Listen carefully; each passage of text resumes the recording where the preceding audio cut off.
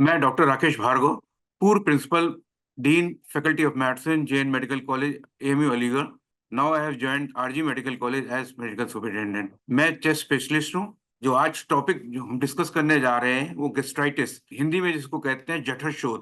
इसको वृद्ध वयस्कों में ये गैस्ट्राइटिस का कैसे उपचार करें, इससे पहले कैसे इसको पहचानें, का निदान और प्रबंधन की क्या चुनौतियां हैं वो हम आज डिस्कस करेंगे। जठर शोथ और गैस्ट्राइटिस एक सूजन है जो अमाशय जो आपके ऊपर पेट में ऊपर की तरफ हिस्से में पाया जाता है, वहां पे एक जो उसकी झिल्ली होती है उसमें सूजन हो जाती है और उसकी वजह से मरीज को तकलीफें होती हैं, वो हम आगे डिस्कस करेंगे। ये गैस्ट्राइटिस और जठर शोथ ओल्ड एज में ज्यादा होने लगता है और वृद्धों में ज्यादा होने लगता है। हमको इस मतलब यंग एज में तो जल्दी से डिटेक्ट भी हो जाता है, पता भी चल जाता है, मगर वृद्ध अवस्था में इसको जांच करना और इलाज करना थोड़ा डिफिकल्ट हो जाता है। ये कहते जाता है कि उम्र के संग इसका प्रचलन ज्यादा बढ़ता जाता है। इसके संग इसकी व्यापकता भी बढ़ती जाती है, जो बीमारी की व्यापकता भी बहुत बढ़ जाती है। इसके लिए कई कारण बताए जाते हैं, जिसमें पहला कारण होता है कि पेट की जो झिल्ली होती है, जिसको म्यूकोसा कहते हैं, वो थोड़ी सी पतली होती चली जाती है। इसमें इस एज में आके मरीज का जो एसिड उत्पादन का काम होता है आमाशय द्वारा, वो भी कम होता चला जाता है। और इसमें जो पेट के अंदर जो कीड़े होते हैं, जिसको हम बैक्टीरिया कहते हैं और माइक्रोबायोडेटा कहते हैं, वो उसका भी परिवर्तन होने लगता है, वो बदल जाते हैं किसी भी वजह से। तो ये प्रॉब्लम होने लगती है। और कभी कभी ये क्या होता है, जो हम लोग के पेट के अंदर एक झिल्ली होती है जिसको हम लोग मेजेंट्री कहलाती है, उस झिल्ली से खून का सप्लाई हर जगह होती है।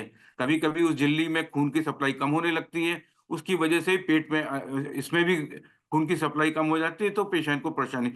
और सबसे ज्यादा कॉमन हो गया है हम लोग का आसीन जीवन शैली, जो मॉडर्न लाइफस्टाइल है हम लोग जीने का, उसकी वजह से बहुत कुछ चेंजेस होने लगे हैं। और वो मरीज बहुत बड़ा वजह होता है कि क्या नाम है आपका पेट में गैस्ट्राइटिस हो जाए। अगला कारण होता है इन्फेक्शन। और इन्फेक्शन के लिए हम लोग एक जो पेट में एक टाइप का बैक्टीरिया होता है, जैसे हेलिकोबैक्टीरिया पाइलोरी कहलाता है, उसके इन्फेक्शन की वजह से भी पेट में गैस्ट्राइटिस भी होती है, बाद में इसमें अल्सर या घाव भी बन जाता है। और सबसे इम्पोर्टेंट आज के दीवाने में मरीज अपना इलाज करना, जब कई दवाइयां ऐसी आती हैं जो पेट में गैस्ट्राइटिस करती हैं। इसमें सबसे ज्यादा होता है नॉन स्टेरॉयडल एंटी इन्फ्लेमेटरी। ये दवाइयां दर्द निवारक दवा होती हैं जो मरीज ओवर द काउंटर दवाइयां लेता है और उसकी वजह से पेन के लिए लेता है, और उसकी वजह से ये पेट में गैस्ट्राइटिस या अल्सर तक बन जाता है। इसी तरह एस्प्रिन, जो बहुत कॉमन यूज की वाली दवा है, उसकी वजह से भी। इसके अलावा बहुत सारी दवाइयां होती हैं जो मरीज के साइड इफेक्ट की वजह से हो जाती है। और वजह होती है ऑटोइम्यून डिसीजेस। उसमें ऑटोइम्यून डिसीज या पेट में भी कभी कभी बॉडी अपने अपने ही आमाशय के झिल्ली के म्यूकोसा के अगेंस्ट काम करने लगती है, तो पेशेंट को गैस्ट्राइटिस हो जाती है।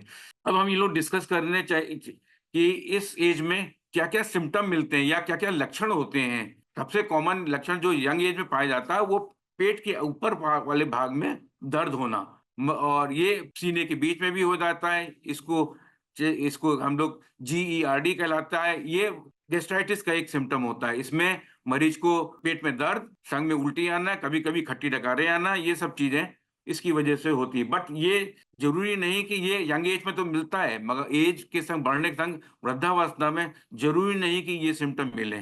तो इसलिए दूसरी प्रॉब्लम ये हो जाती है, मरीज ये बताना बहुत मुश्किल हो जाता है कि जो पेट की जो परेशानियां हो रही हैं वो इसी वजह से हैं या किसी और वजह से भी हैं। मरीज को उस समय और भी प्रॉब्लम जो होती हैं वो भी, जैसे हार्ट अटैक होना और लंग की कोई प्रॉब्लम होना, वो सब वही सिम्टम देते हैं। तो ये सब चीजों को हटाना, जांच करके हटाना जरूरी होता है, तभी हम इसकी डायग्नोसिस कर सकते हैं या इसको समझ सकते हैं। जो सबसे कॉमन जांच की चीजें होती है वो होती है मरीज में एंडोस्कोपी करना। एंडोस्कोपी मतलब होता है एक नली पेट में डाली जाती है जिसके आगे एक कैमरा लगा होता है। उसके वजह से हम लोग अंदर का पेट का पूरा आमाशय देख सकते हैं। उसमें पता चल सकता है कहीं कहाँ पे सूजन आ रही है, कहाँ पे झिल्ली मोटी हो रही है, कहाँ पे गैस्ट्राइटिस हो रही है, या कहीं अल्सर बन गया, वो भी डायग्नोज हो जाता है। इससे पहले हम लोग बेरियम मील कराया करते थे।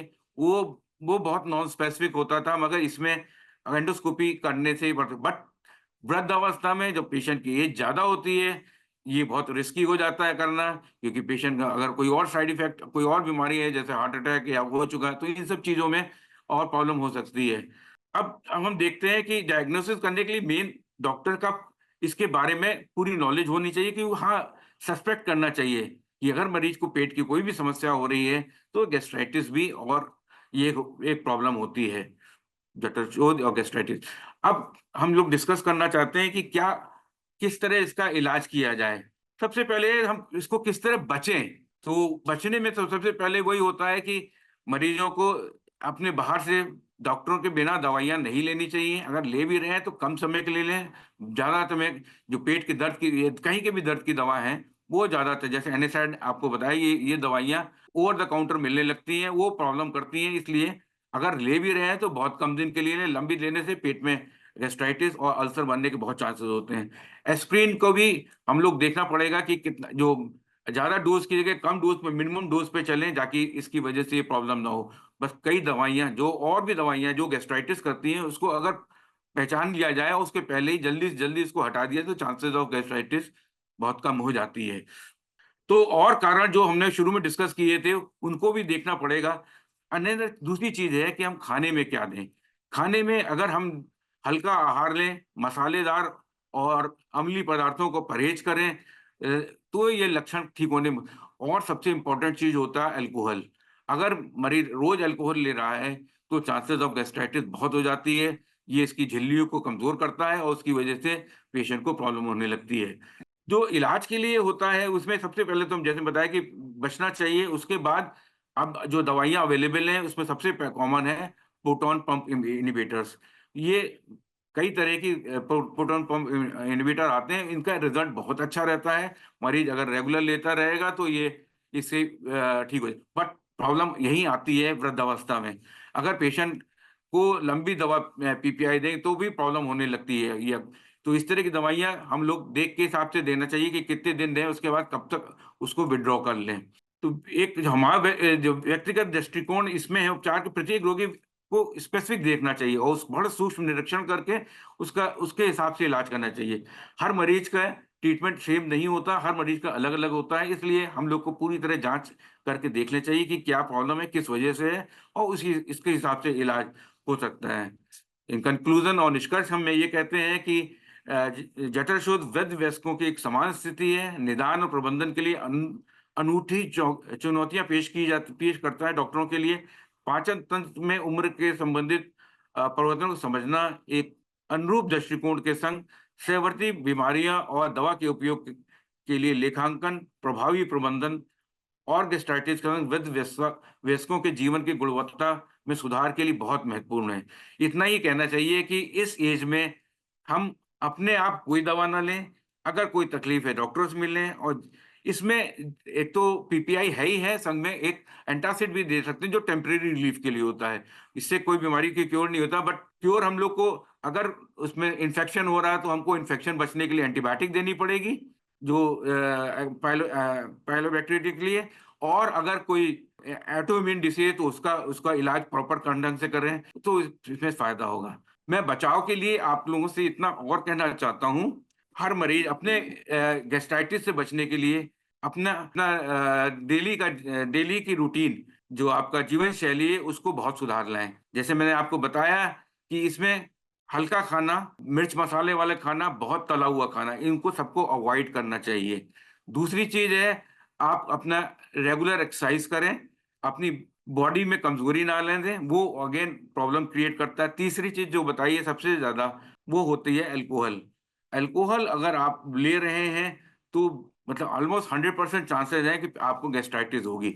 इसका उपयोग बहुत ही मिनिमम और मॉडरेट क्वांटिटी में लें, ज्यादा बिल्कुल ना लें। ये सबसे ज्यादा प्रॉब्लम क्रिएट करता है। जो आजकल दवा, इन सब चीजों से आप बचा जा सकता है।